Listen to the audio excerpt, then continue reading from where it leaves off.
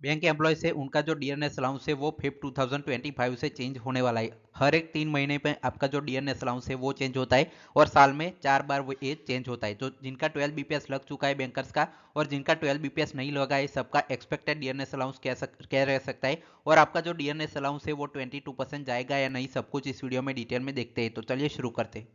एक इंपॉर्टेंट सूचना मैं आपको दे देता हूँ कि यहाँ पे 2500 के आसपास जो बैंक एम्प्लॉयज है वो जुड़े हुए टेलीग्राम चैनल पर।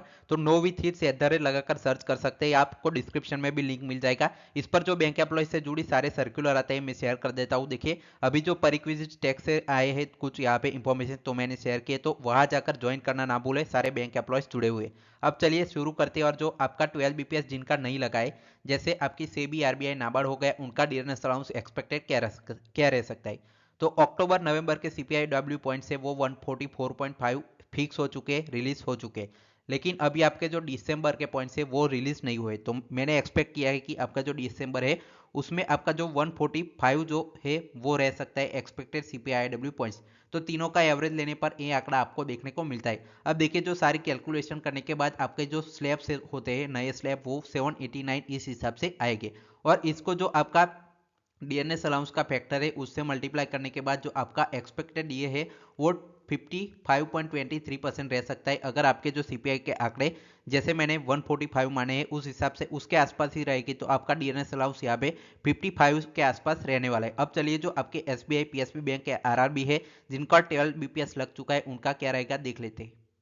अब देखते हैं जिनका 12 बीपीएस लग चुका है उनका। तो आपके जो सीपीआई डब्ल्यू अक्टूबर नवंबर के जैसे मैंने बताए फिक्स हो चुके, तो उनमें कोई चेंज नहीं आएगा। लेकिन ये जो आपके दिसंबर के है उसको आपको एक्सपेक्ट करना पड़ेगा। तो उसमें मैंने पूरी आपके 5 पॉसिबिलिटीज जो हो सकते हैं मैंने दिखाई है इस वीडियो में, तो सारे मैं आपको डिकोड करके बताता हूँ। तो देखिए दिसंबर के 144 अगर आपके पॉइंट्स रहते हैं, 0.5 से आपका जो घटता है जो सीपीआई के पॉइंट्स है, तो आपका जो नया डीएनएस अलाउंस 1.30 देखने को मिल सकता है। अभी जो आपका डीएनएस अलाउंस है वो 19.83% चल रहा है, जो आपका 21.3% के आसपास रह सकता है। अगर जो आंकड़े सेम रहते 144.5 रहते, तो आपका जो नया डीएनएस अलाउंस है वो 21.47 के आसपास जा सकता है। अब बाकी भी पॉसिबिलिटीज जो है वो देख लेते हैं।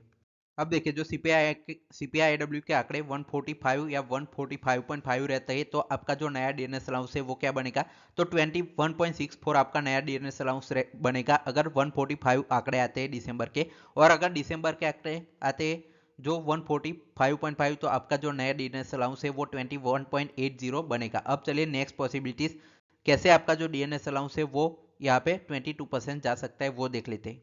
तो देखिए आपके 146 आंकड़ा आता है, तो आपका जो नया डीएनएस अलाउंस है वो 21.96, अगर 146 से ज़्यादा आपका जो सीपीआई का आंकड़ा बढ़ता है जो बहुत ही कम पॉसिबिलिटीज है, तो आपका जो नया डीएनएस अलाउंस है वो 22% के आसपास जा सकता है। तो ये थी डिटेल वीडियो आपको कैसा लगा कमेंट सेक्शन में बता सकते हैं। Final thanks for watching.